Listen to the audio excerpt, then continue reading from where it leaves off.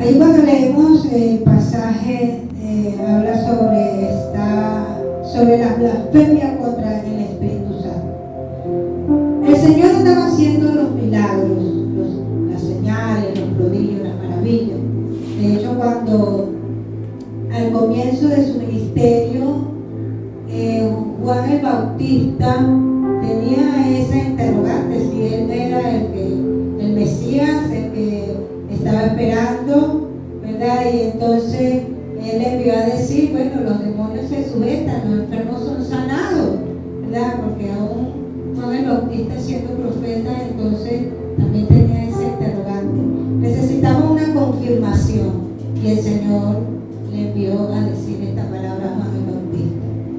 Y siempre el Señor luchó contra las blasfemias. Había mucha gente que se oponía a su ministerio, porque el ministerio de Cristo realmente era poderoso desde su comienzo, y hasta ahora pues lo vemos más poderoso aún, porque Él murió en la cruz del Calvario para que cosas mayores que las que Él hizo, hiciéramos nosotros. Realmente cuando el Señor Jesús está en su ministerio, nada fue fácil, nada se le fue como nosotros decimos, en un abrir y cerrar de ojos, que acontecieron las cosas con mucha facilidad, ¿no? El Señor Jesús tuvo que pagar el precio para él poder llevar a cabo su ministerio en la tierra.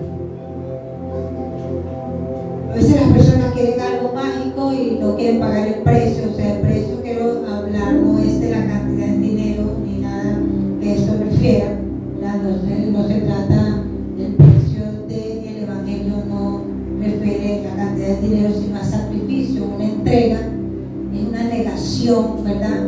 A él mismo. En ese caso Jesús se negó a sí mismo, y a nosotros como sus seguidores también nos corresponde esa negación. No es lo que yo quiero, sino lo que Dios quiere. Pero a veces decimos, pero si Dios quiere, entonces ¿por qué nos da miedo decir que sea lo que Dios quiere? Dios siempre quiere lo mejor para nosotros, porque Él es amor, Él es perfecto. De ahí entonces vemos a Jesús haciendo la obra de Dios maravillosa para toda la humanidad. Desde el principio ha sido así. Dios siempre ha querido lo mejor para los seres humanos. De hecho, envió a Jesús para que también se pudiesen reconciliar con Dios, y a través de Jesucristo podamos alcanzar todas esas bendiciones. Cuando Jesús está allí haciendo la obra de los milagros, ya su ministerio ha empezado a hacer el Señor las obras poderosas que Él veía al Padre hacer, y Él se unía en eso que estaba haciendo Dios, porque una de las cosas que Jesús nos demuestra en todo su caminar es que Él siempre estaba unido a lo que Dios quería que se hiciera. Él nunca le llevó la contraria a su Padre, ¿verdad? Por eso fue que Él fue obediente hasta la muerte y muerte de cruz. Nunca trató de llevarle la contraria, porque entonces incurriría en el mismo pecado que Satanás, que el Señor lo reprende. Jesús entonces en su trabajo, allí en el versículo 22, dice que entonces fue traído a él un endemoniado, ciego y mudo. Él estaba haciendo las obras que el Señor le había enviado a hacer, y se le fue llevado un endemoniado. El Señor no solamente convirtió el agua en vino, también sanó a los paralíticos, a los cojos, sanó a los ciegos, a los mudos, y entonces vemos en este caso a un endemoniado, porque él tenía autoridad aún sobre los demonios. Y dice que se le fue llevado ante él y le sanó. Todo el que se acercaba al Señor era porque tenía fe. Es necesario, ¿verdad?, buscar haciendo la obra para que el Señor pueda hacer. Nadie puede decir, no, yo tengo fe de alcanzar algo, si no acude a ese lugar. La fe sin obra es muerta. En este caso nosotros en algún momento también podemos dirigirnos espiritualmente en fe y también accionar. Esta gente le llevó este endemoniado, dice la Biblia que era ciego y mudo, y fue llevado delante del Señor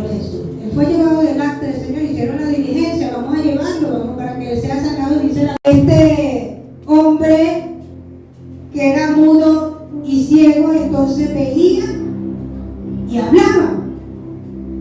Está escrito en los evangelios. La gente vio que él veía y hablaba. Primero veían que era un endemoniado. La misma gente de Israel conocía qué estaba pasando con este hombre que fue llevado ante el Señor.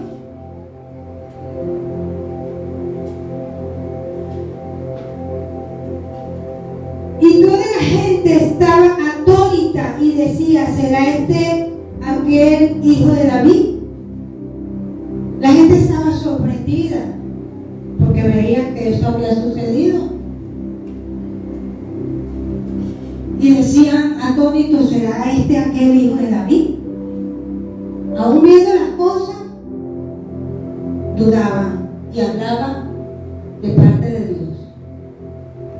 Y ellos dudaban porque la incredulidad hace dudar, y siempre la gente está pidiendo que Dios le pruebe, que Dios le diga, que Dios le haga ver, a ver si es verdad. Por la incredulidad, ¿verdad? Porque tampoco debemos creer en todo. Sabemos que el que confiesa que Jesús vino en carne, ¿verdad? Y lleva una vida conforme al propósito de Dios, entonces Dios lo puede usar.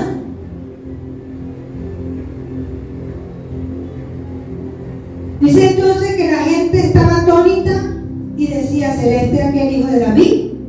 Mas los fariseos al oírlo decían: este no echa fuera los demonios sino por Belcebú, porque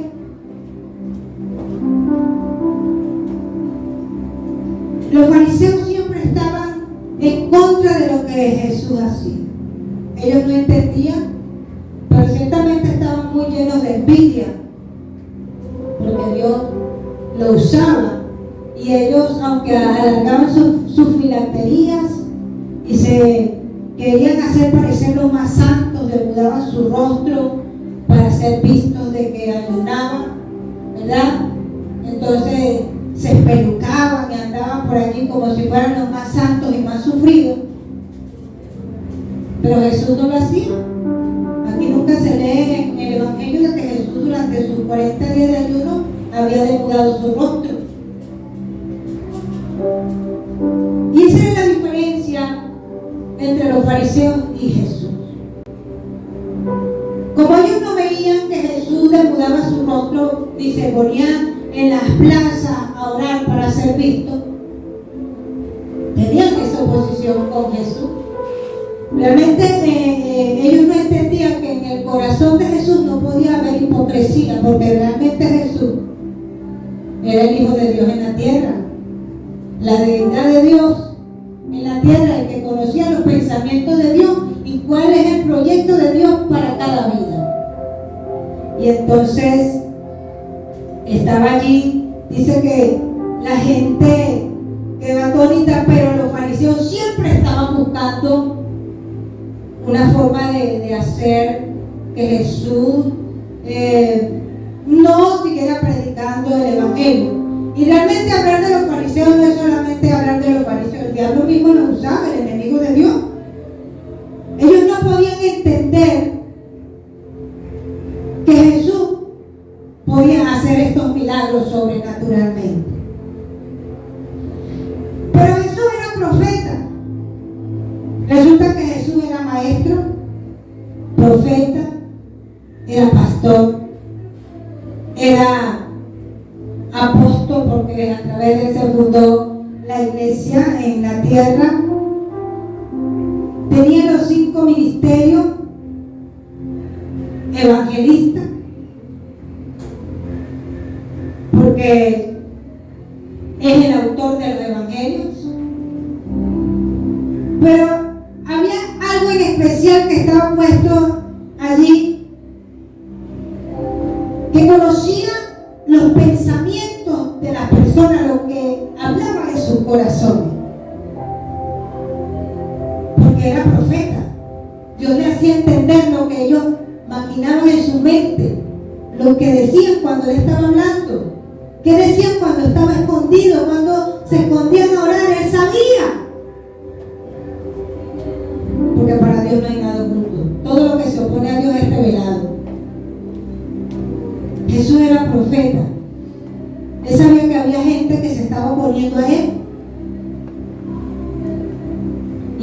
estaban en su corazón allí, diciendo, sabiendo Jesús los pensamientos de ellos.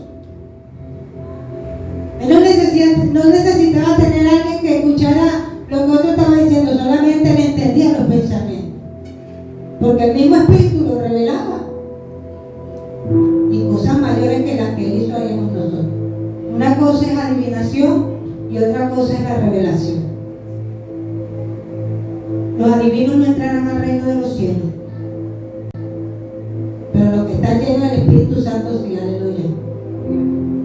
Y Jesús entendía lo que la gente hablaba en su corazón. Cuando alguien hacía algo con un doble propósito, con maldad, él lo entendía. Él era el Hijo de Dios, la deidad de Dios, tenía que entenderlo, alabó el Señor. Gloria a Dios. Sabiendo Jesús los pensamientos, usted se puede imaginar el poder de Jesús al entender lo que la gente estaba pensando en sus corazones. Que cuando él estaba en un lugar y alguien estaba orando contra él para que no le fuera bien, y orando cosas que eran contrarias al ministerio del Señor, no se abocaban entonces a lo que Dios quería, que era la salvación, sino, mira Jesús, no se espeluca, no demuda su rostro cuando ayuna, Señor. Querían ver a Jesús lleno de hipocresía para saber y creer que era un enviado de Dios.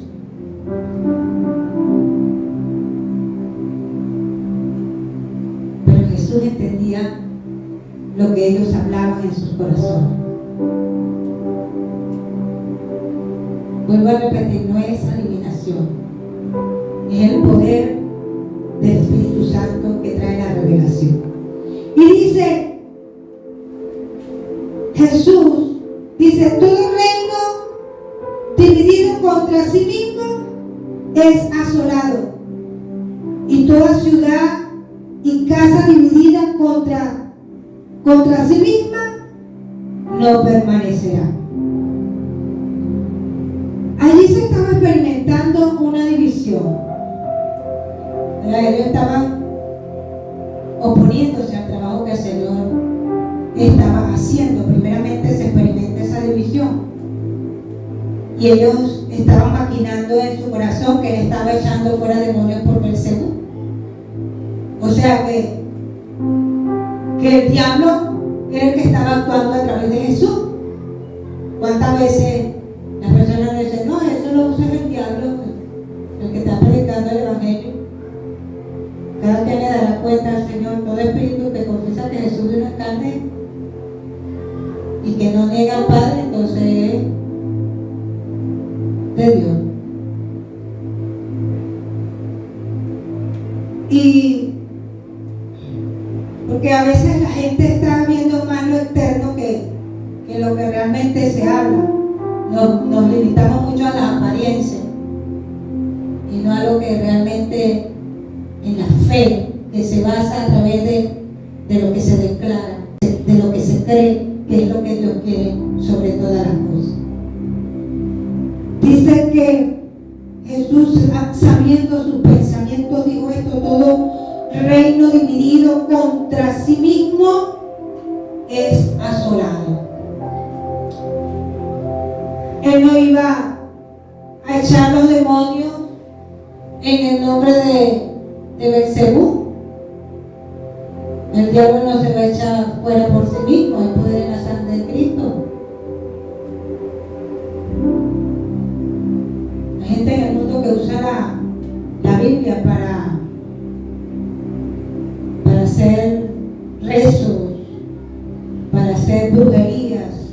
Inclusive la iglesia de Cristo usa la palabra de Dios para orar en contra de los que predican la palabra de Dios. Esa es la gran lucha que tienen los que predican la palabra de Dios. Primero, la oposición del pueblo de Dios. La gente llega a un momento que se cree súper santa, se cree más santo de los santos, más santo que Dios, y todo le parece mal. Y ahí es donde viene la oración, que se convierte en un rezo para sacar a los predicadores del lugar donde Dios le ha puesto. Alabado sea.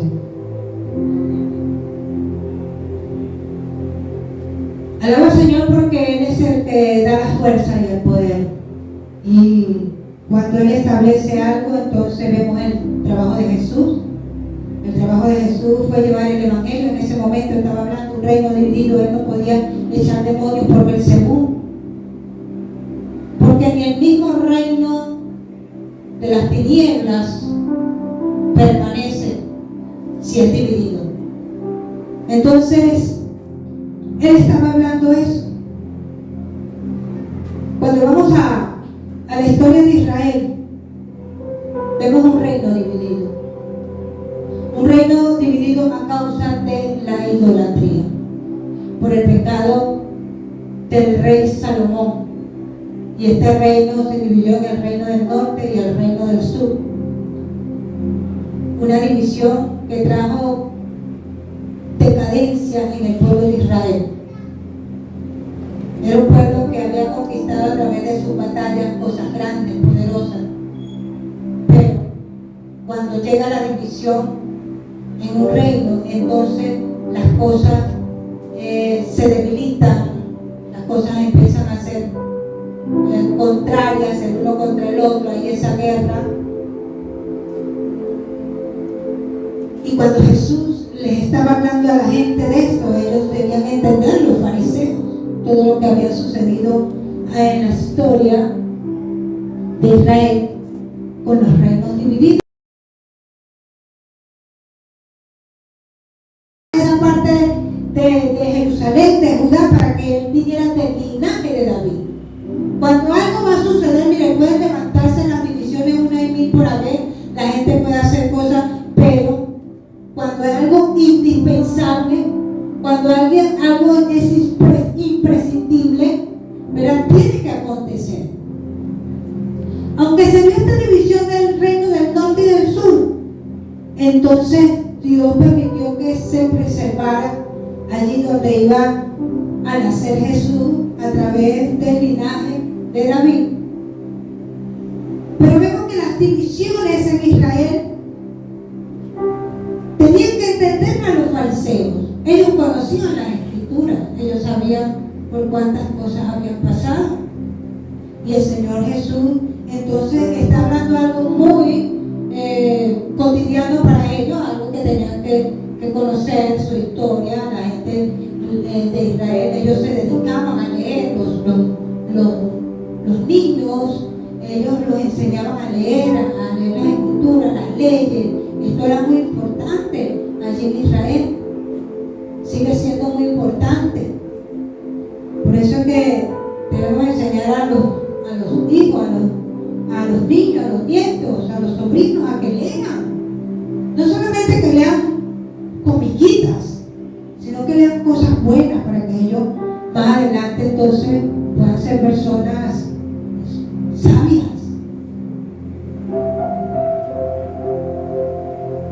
Y vemos que cuando Jesús hablaba esto con los fariseos, ellos debían entender bastante eso. Ellos sabían toda la historia de Israel, los fariseos. Pero lo que no sabían era que Jesús sabía los pensamientos de su corazón. Ellos no podían entenderlo, porque una persona natural, una persona religiosa, no entiende los pensamientos del corazón de una persona. Ellos entienden solamente lo que está a la vista. No entiende la necesidad del alma, no entiende aún cuando hay oposición del alma para con él. Por eso es que el Señor Jesús quiso establecer un reino espiritual que pudiera llegar al alma de las personas, a la mente, al corazón, allí donde no puede llegar nadie. Entonces Jesús quiso llegar a eso y solamente él pudo lograr.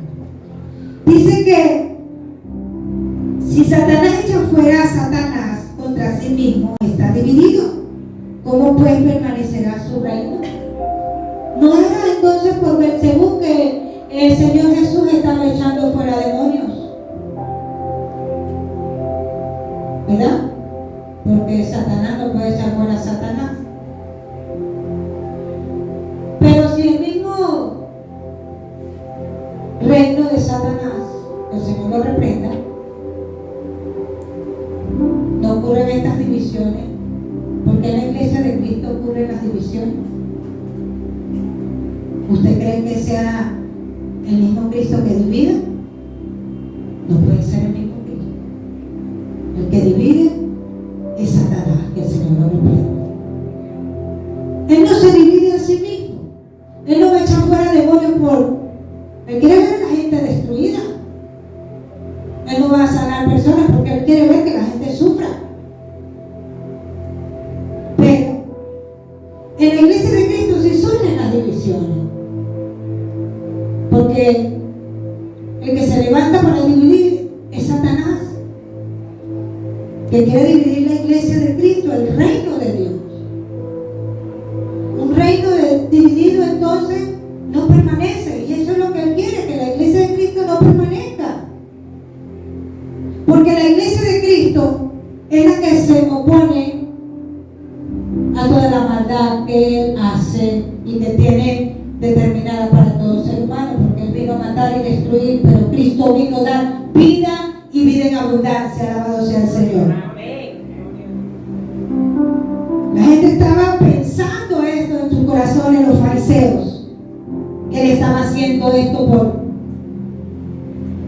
a través de el enemigo de Dios. No, hay poder en la sangre de Cristo. Cristo es el Salvador y Sanador por excelencia. Y Él se estaba manifestando a través de esto y lo hizo, pero la gente quedó atónita. Oye, ¿qué está pasando aquí?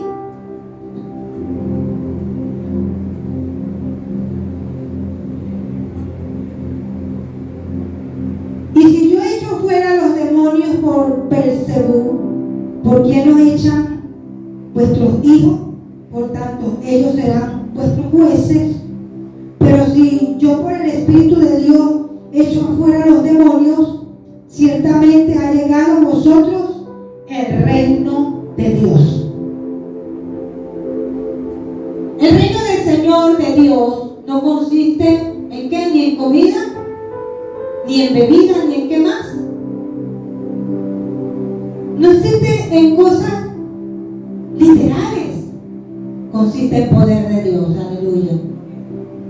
El poder de Dios para salvación. Por supuesto que Él envía a hacer todo decentemente y con orden.